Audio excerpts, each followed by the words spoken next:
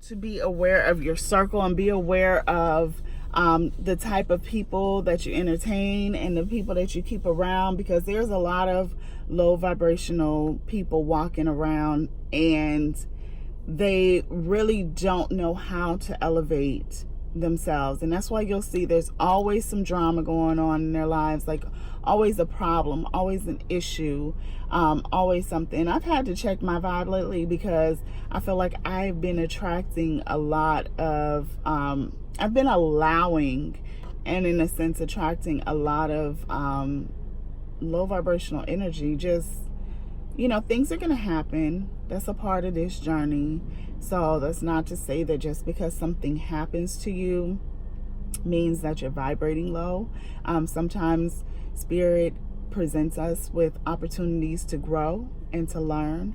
And so, but I've had to just reevaluate some of the moves that I've been making, some of the people that I've been entertaining, some of the things that I've been entertaining, and some of the things that I've been consuming in a spiritual, physical, mental sense. And just, it's never too late to unplug. It's never too late to clean up, your environment, to clean up your behavior, because the more we abuse the energy around us, the more muddied and contaminated that energy becomes. And before you know it, you're in shit that you look up and you're like, how did this happen? How did this happen? So just a reminder, check your circle, check it twice, and just be mindful.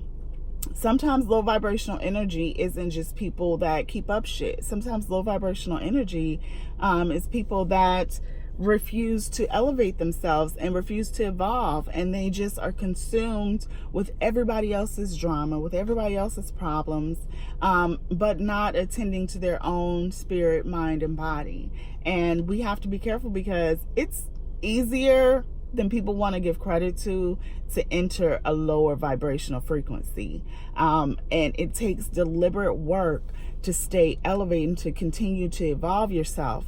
And we always have to constantly be reminding ourselves and checking ourselves, and really just checking in and saying, hey, does this really resonate with my mission? Is this a part of my soul's purpose? Am I on track? Am I in alignment? If not, what do I need to clean up? What do I need to get rid of? So these are the type of conversations that we have to have with ourselves. And if you have a close circle of friends, check in with them too. Hey, just wanted to know, like, hey sis, hey bro, are you still in alignment? Does that serve your purpose? When people start complaining and start bitching and start, discussing things that have nothing to do with their mission and their soul's purpose, check your people on that. Remind them this is not in alignment, because we need these things. This journey, and low vibrational energy can be tricky. It can sometimes suck you in, and before you know it, you're like, how did I get here? I thought I evolved. I thought I was on another level. And you'll find yourself in these different situations where you'll be questioning, the work and the progress that you've done. And it doesn't mean that you haven't made progress. It just means that you may need to do a little sweep, clean up some stuff, and sometimes spirit will remove situations for you, and you may not understand it, but allow what comes to come, allow what goes to go, and trust that spirit has your greatest good in mind and in heart. All right, that's my rant. Let's get into the card of the day. Today's card is the King of Swords. King of Swords. The King of Swords is a card that reminds us to take control, like I was just saying, of our thoughts, and to reclaim our individuality. We live in a day and society where people really are afraid to vocalize their own opinions. People are really afraid to think for themselves. People will completely disagree with something, but because popular culture is on the bandwagon for that particular thought at the time, they hop on and go with whatever popular culture or society says they should go with. But this card right here is a reminder that we need to check our thoughts and we need to reclaim them and make sure that they align with what we truly say we believe in. When the King of Swords energy comes through, this is the type of energy that, as you see with the butterflies on his throne, this is the type of energy that brings about change. It brings about transformation. And the reason is because King of Swords comes with an energy that is non-compliant to social norms. And he comes with an energy that is really, he's not afraid to pull out his weapon and use it if necessary. He is a defender of truth. He is a defender of authenticity. He is a defender of good, of righteousness. And the energy that the King of Swords brings is one that when he speaks, he has clearly sat and thought and contemplated what he was going to say.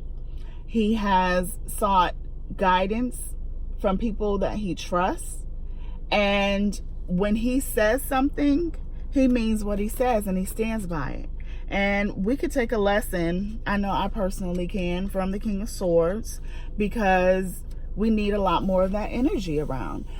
Don't be afraid to stand up for what you believe in. Don't be afraid to say what you believe and stand by that, because society and popular culture will trick you into thinking that you need to go with what everybody else says and all this group thinking stuff in order for you to be a valid person or for your opinion to be valid.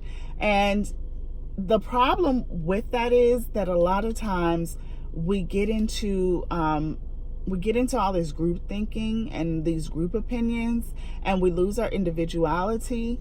But the more of us that stands in our truth, that honors the truth that we've experienced, that we've seen, that we walked through, that we lived through, and stand up for that, it may make some people uncomfortable. It may make some people angry. It may hurt some feelings. But your truth is your truth. And the King of Swords comes through as a reminder that you need to stand within your truth. And he also comes as a reminder that the more of us that stand in our truth, the more of us that will inspire others to stand in their truth. And their truth may not match our truth. But the fact of the matter is that everybody's individual truth is valid. And we can't take that away. The best way to honor someone and to hold space for them is to honor their experience and the validity of their feelings and their thoughts. And the more that we respect one another in that realm and in that way, the more that we will see that it creates healthy dialogue for us. It creates better relationships, better understanding, and more respect. We may not agree.